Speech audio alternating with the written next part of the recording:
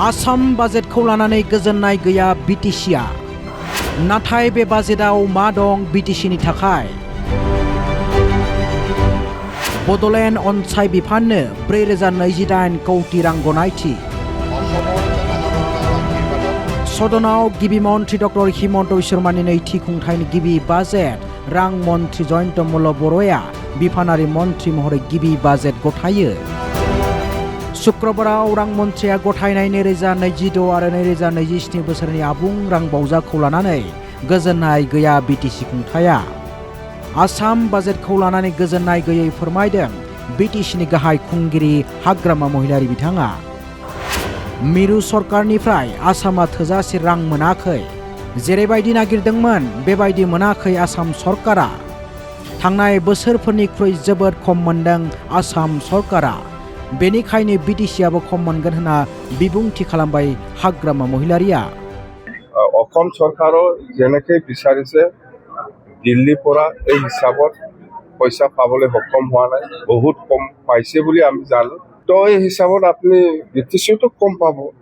যেনবা যোৱা বছৰ BTC 100 টাকা পাইছিল, হয়তো 100 টাকা নাপাবও পাৰে এইবাৰ। BTCनि थाखाय खम रां बावजा मोनदोंब्लाबो बे बोसोरखौ सालायलांनांगोन। खम बाजेटब्लाबो BTCनि जौगाथायनि खामानि मावनो थाखाय थियारि हाग्रामा महिलारिया। আমি কম হলেও এটুটি আমি এই বছরটো চলাব লাগিব। गुबुन फारसेथिं रां मन्त्रि जयन्त मल्ल बर'आ गथायनाय 2026-27 बोसोरनि आबुं रां बावजाखौ लानानै BTCनि मावफुं सोद्रोमा देरहासार बसुमतारी बिथाङाबो गोजोननाय गैयै फोरमायदों। बे बाजेटआ BTCनि थाखाय आबुं नङाब्लाबो साप्लिमेन्टारि बाजेट मोनफुंगोन होननानै आसा खालामदों मावफुं सोद्रोमा देरहासार बसुमतारीया। सन्तुष्ट और असन्तुष्टर মাজতে BTCৰ বাজেটখন মানে আজি ফ্লেশ হৈছে বুলি আমি ভাবোঁ। আৰু ভৱিষ্যত দিনত আমাৰ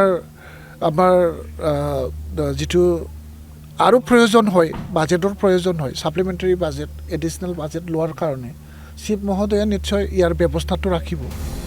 मख'जाथावनादि रां मन्त्रि जयन्त मल्ल बर'आ गथायनाय 2026-27 बोसोरनि आबुं रां बावजाया BTCनि थाखाय जर'खायै मख'नाय गैया।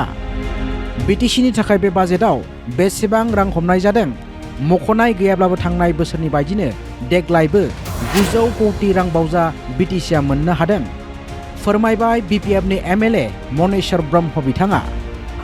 बे बाजेटआ BTCनि थाखाय थोजासे नङाब्लाबो फैगौ साप्लिमेन्टारि बाजेट दाबि खालामनानै मोनफुंनो हागोन होननाबो बिबुंथि खालामदों MLA मनेश्वर ब्रह्मआ। जिखिनि जोङो आरो मोनबावनांगौ बेखिनिया साफिसियेन्ट नङा जिखिनि बाजेटआव BTCनि थाखाय होदों। आरो जों आसा मोन्दों, जों रायलायदों जे नेक्स्ट साप्लिमेन्टारि जिथु डिमान्ड बेनि गेजेरजों जोङो मोनफुंनो हागोन BTCआ। फारसेथिं BTCआव गोदानै गामि हाबनायफोरनि जौगाथायनि थाखाय बे बाजेटआ जर'खायै मख'नाय गैयाब्लाबो बे थुबिलजोंनो जौगाथायनि खामानि मावलांनांगोन होननाबो फोरमायो BPFनि MLA मनेश्वर ब्रह्म बिथाङा। दा जों बेखौ आरोबाव रायज्लायबावगोन सरकारजों, जाहाथे जोङो साप्लिमेन्टारि डिमान्डनि गेजेरजों जोङो आरोबाव बिथांमोननि जौगानायनि थाखाय लाबोबावनो हायो। आरो दाथ' सेपारेट बाजेट बिथांमोननि जौगानाय माने जोंनि BTCआवनो जिहेतु हाबबाय, बे गोदानै हाबनाय गामिफोरनि जौगानायनि थाखाय सेपारेट बाजेट होननानै बेवहाय लिरनाय गैया। अभारअल BTC हिसाबै होदों आरो बेजोंनो जों जि हायो बेखौ मावलांनो नाजानांगोन। मख'जाथावनादि 16थि आसाम आयेन आफादनि 2026 आरो 2027 बोसोरनि गिबि रां बावजायाव बड'लेण्ड अनसाय बिफाननो 4028 कौटि रां गनायथि होनाय जादों। तामुलपुराव गंसे गोदान फाहामसालि आरो केन्सार फाहामथाय गोनां मिरु गायसंनो थाखाय 160 बिगा हा गनायथि होनाय जादों। इसिं दाथाय जौगाथायनि बाहागो महरै मोनद' गाहाय लामा आरो दालां मावबिथांखि सरजाबनानै बे बाजेटआव हमनाय जादों।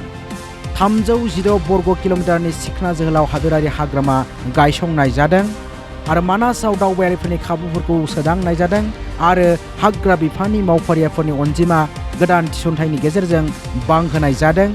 BTCनि गंबा जिल्ला फारियै क'क्राझार, चिरां, बाक्सा, तामुलपुर आरो उदालगुरि जिल्लानि आबादारिफोरखौ जौगाथाय होनो थाखाय 1,72,190 हेक्टर दै सारथायनि गोनांथिनि थाखाय दै सारथाय बिथांखिफोरखौ आबुं खालामनाय जादों।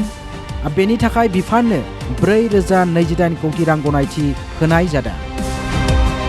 बेनि अनगायैबो बे बाजेटनि दारैनो BTC हालामनि क'क्राझार मुलुगसोलोंसालि जौगाथायनि थाखाय 100 कौटि थुबिल फोसावनाय जादों। लोगोसे BTC हालामनि रुपसि बिरखं गाथोनखौ जौगाथाय होनो थाखाय बाजेट दैखांनाय नुनो मोन्दों।